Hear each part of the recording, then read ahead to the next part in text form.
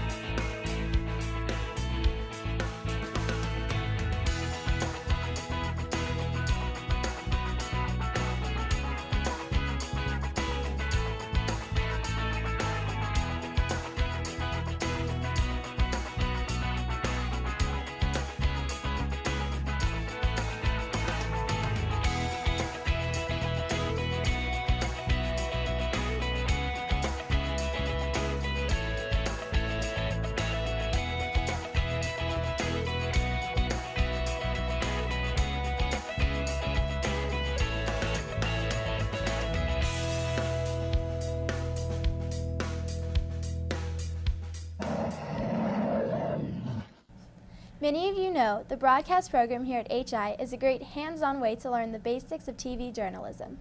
But you might wonder what kind of career path awaits you if you wanted a job in the field after high school. I decided to take a closer look, and here's what I found.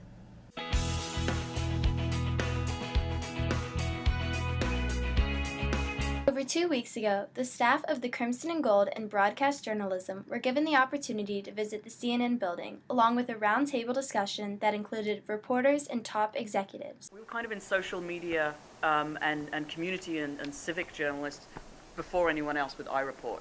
And it was just getting our audience to talk to us, because everyone is CNN. And one of the things that is so special about social media and about digital is we can hear back and we can see what people are reading. So it's a way for us to further engage people like you and get you interested in maybe turning on or directing your attention towards the website or towards the TV side. It used to be that people would write a letter and recommend a story. Now we have all of you, because all of you have a camera. All of you have a still camera and a video camera. And not only you do, everybody does. Around the country and around the world. So when they're submitting these things that are pictures of everything from a criminal act to a tornado, and you send it in to iReport, we have to check it out. Now with smartphones, everybody's everywhere. So it helps us. And sometimes the video is beyond cool. Something we couldn't get. During the panel, we got to speak with Claire Abreu, a Holy Innocents alum who has been working hard to reach her goal of becoming a CNN producer. Interns, I would say, definitely be open to doing anything, because you will be asked to do everything. From 2006 until 2010 is when I kind of started getting on the October of this year. It's because I knew I was meant to do this, right? I knew that I was meant to be a journalist. So when I was a freshman, they brought us into a room like this and they said, you're the future of journalism. You guys are going to learn how to write, shoot, edit, produce, report for online broadcast and newspapers.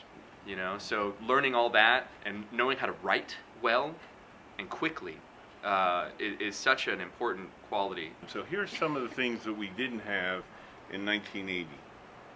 We didn't have cell phones. We didn't have smartphones. We didn't have iPads. We didn't have the internet. We didn't have laptops. We didn't have flat screens. We didn't have Google. We didn't have competition. We used to have studio camera operators. Now we have robocams. So we can go on and on about things that have really changed. But some of the things that are the most important is what you just said. You have to know how to write. You have to tell the truth. You have to work hard, and that was true 34 years ago, and it's true today. For GBTV, I'm Kay Whitley, signing off. Now Joe Chapman and Spencer Cross tell us how the New Orleans trip at HI has evolved and grown over the years.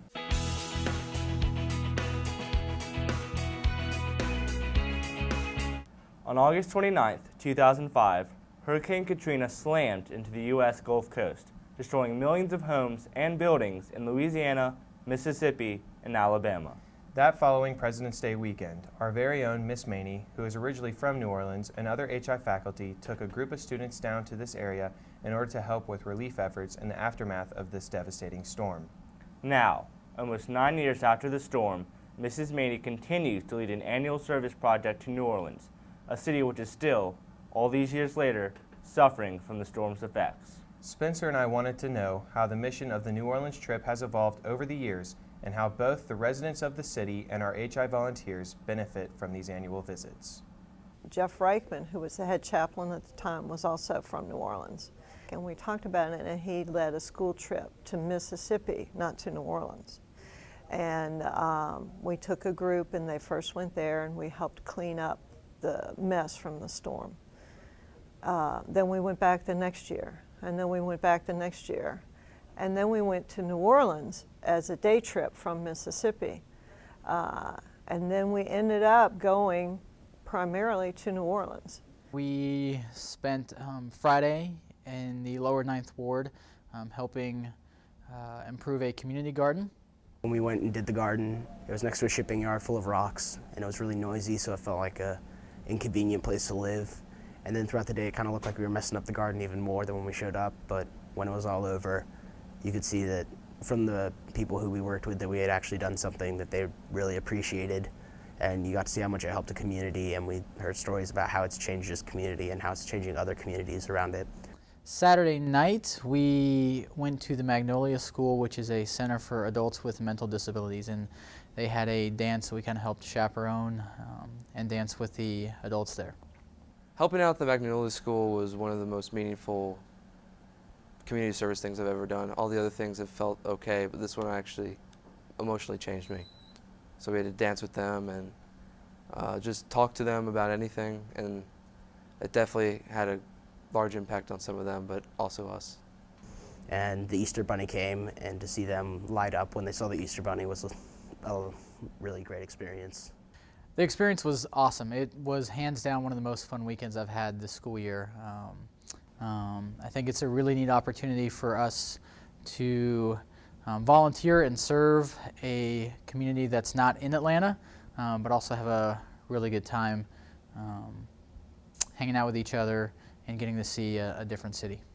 People really want to go, and even at the beginning, when there was no fun involved, you were just going and sleeping on a cot in the middle of Mississippi with nowhere to go and nothing to do but just work all day long every day.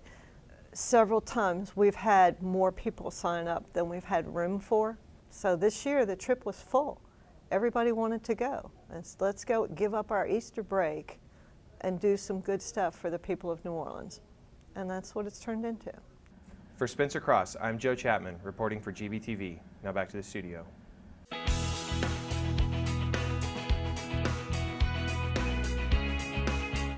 This year, Holy Innocents film teachers Mr. James Jackson and Mr. Joe Conway talked to me about their budding new relationship with LaFont Theaters located right here in Sandy Springs. I asked them about their goals for this partnership and how it all works. We had a meeting recently with Donna LaFont of LaFont Theaters and talked about different ways in which we could make this partnership more kind of effective for both of us. We came up with a couple of good ideas. Ms. LaFont is interested in starting a film society where she would bring in people associated with the films that they show there at the theater, some professionals, producers, directors, maybe some actors who are in town to promote their movies. And our students, broadcasting students, would come over perhaps and do interviews with them, do Q&As, would perhaps participate, our film students, in some workshops and give the LaFont Theaters a nice way to promote some of those events and the movies that they're going to be showing there in the community through our broadcast. I also spoke with Miss Donna LaFont and Mr. George LaFont, owners of LaFont Theaters, to get their perspective of this partnership and to learn more about the LaFont Film Society.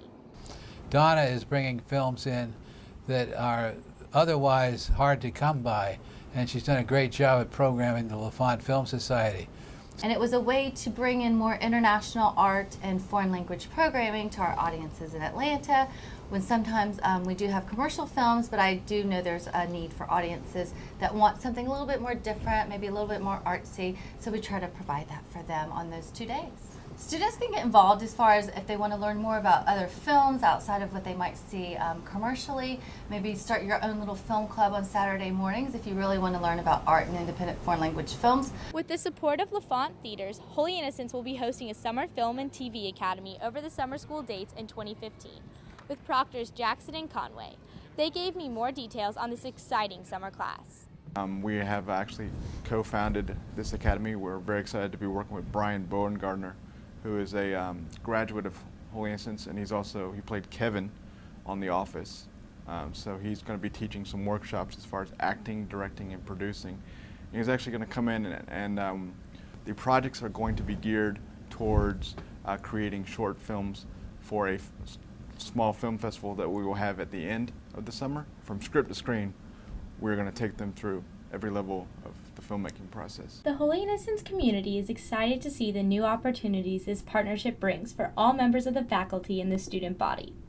For GBTV, I'm Amanda Gibson, signing off. Finally, Savannah Smith and Meg Patterson bring you a story on the brand new rollout of AQ Magazine and how this new publication is affecting young women around the country.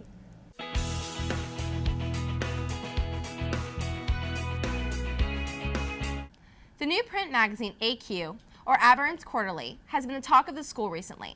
But in case you haven't heard the news, AQ is a women's empowerment magazine intended to reach an audience of young women ages 15 to 30. In an exciting development, we learned that our very own Leela Johnson, a junior in the HIES journalism program, will be taking on a big task as acting editor-in-chief of this popular magazine. The very first spring edition of AQ magazine just came out. And this past weekend, Meg and I attended the debut and launch party at BU, a Sandy Springs salon. I'd say the party was a rousing success, wouldn't you, Savannah? Absolutely, Meg. Great food, great hairstyling consultations, and some great discussions of women's empowerment issues among close friends. Savannah and I wanted to find out more about the origins of this publication and how its recent rollout has been affecting our community. It's a women's empowerment magazine and fashion magazine, and she's trying to recruit more branches, I guess you could say, to make it more of a national magazine. So I was one of those people, and I started a branch in Atlanta. Our demographic is 15 to 30, and it has fashion editorials at the end, so it's partly a fashion magazine, but our main focal point is women's empowerment. All of the editorials are about women's empowerment, feminism. Well, when we first started talking about feminism, we realized that it seems like a very exclusive, identity, and we felt like we didn't know enough about it to call ourselves a feminist, or we didn't follow the stereotypical feminist ideas. And so we're kind of developing this idea of chic feminism, which kind of has its own niche of women who want to be feminists without risking their femininity. And so basically we just want to make it completely inclusive of everyone, and just get the knowledge out there that feminism is about human rights rather than all the harsh connotations that typically come with the word feminist. It was a lot of fun. It was catered by Royal Affair Cafe, and we went to a salon and people were braiding girls' hair, curling girls' hair. So it was really fun and exactly what we could have hoped for to bring this issue into Atlanta, introduce it to Atlanta. It was awesome. Well, that's all for this year's GBTV. I'm Haven Boaz. And I'm Kate Woodley. Have a great summer. See you next school year. And remember, keep growling, bears. Don't do that!